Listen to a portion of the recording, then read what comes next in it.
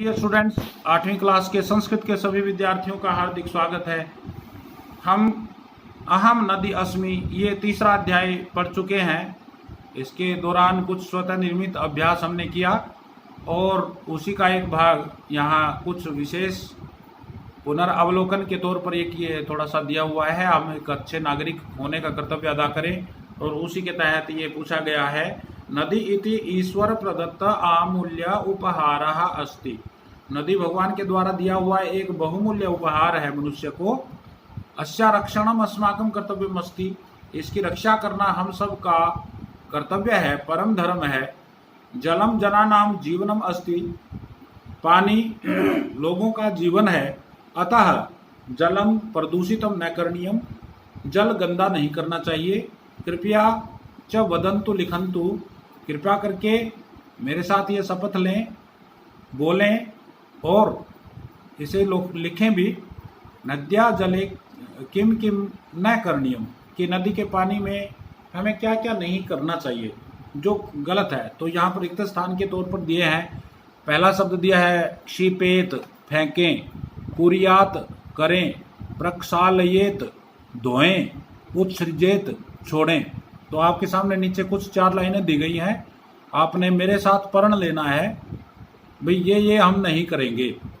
वस्त्राणी न डैश, इसमें क्या आएगा? प्रक्षालयेत।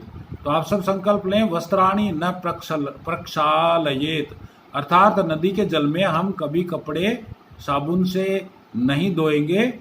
डिटर्जेंट या किसी प्रकार का केमिकल नदी के पानी में नहीं छोड़ेंगे।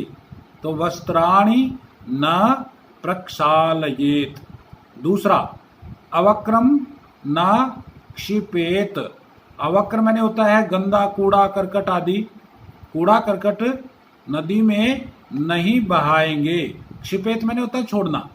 तो अवक्रम न अक्षिपेत, अर्थात घर का कूड़ा कचरा हम नदी के पानी में नहीं फेंकेंगे। पत्र पुष्प दीपकान न उत्सृजेत। तो बोलिए, पत्रम पुष्पम दीपकान च नद्या जले नाक्षिपेत।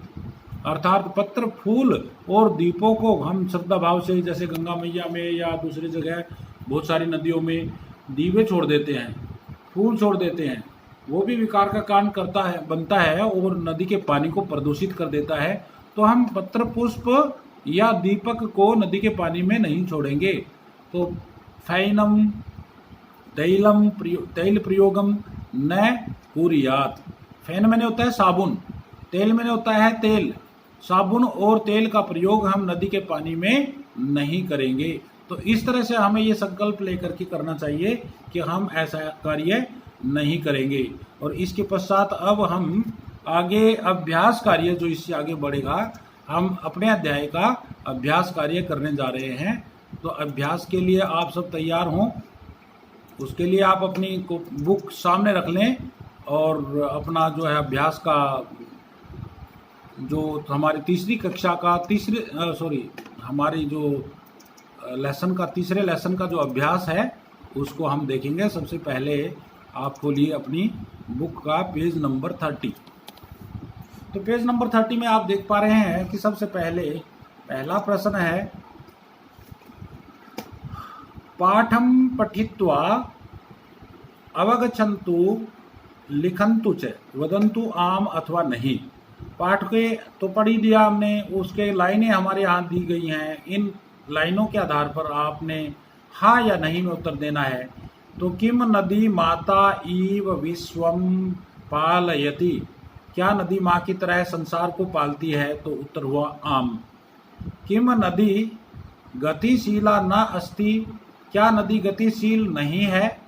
नहीं, गतिशील है। किम नद्या जलम पीत्वा एव सर्वे जीवन्ति। तो आम। किम भारते नद्याः एकम रूपम अस्ति। नहीं। किम गंगा नदी केरल प्रदेशे अस्ति। नहीं, तो उत्तर प्रदेश से बहती। प्रश्न नंबर 2, तो देखिए कुछ शब्द दिए। भवती का अर्थ है या होता है। भवंतु मैंने हो, आकुर्वन मैंने करें, अस्ति मैंने है और सन्ति मैंने हैं। तो नदी अस्य वसुंधराया सौंदर्यम अस्ति। राष्ट्रस्य विकासे नद्याः महती भूमिका भवति। सर्वे भवन्तु सुखिनः।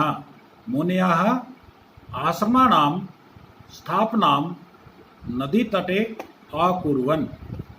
भारते नद्याः अनेकानि रूपाणि सन्ति। तो ये 2 प्रश्न हमारे यहाँ पूरे हो गए।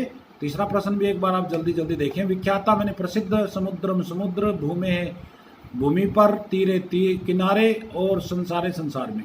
वसुंधराया भूमे, ये पर्यायवाची शब्द उचित मेल अर्थ मेल करने हम संस्कृत के संस्कृत में ही सागरम समुद्रम तटे तीरे प्रसिद्धा विख्याता विश्वे संसारे। तो इस तरह से आप इनके सामने इनके जो अर्थ यहाँ पर रिक्त स्थान है आपकी बुक में, तो यहाँ सामने उठा उठा के जैसे मैंने लिख रखे हैं उसी तरह से आप भी लिखेंगे। धन्यवाद।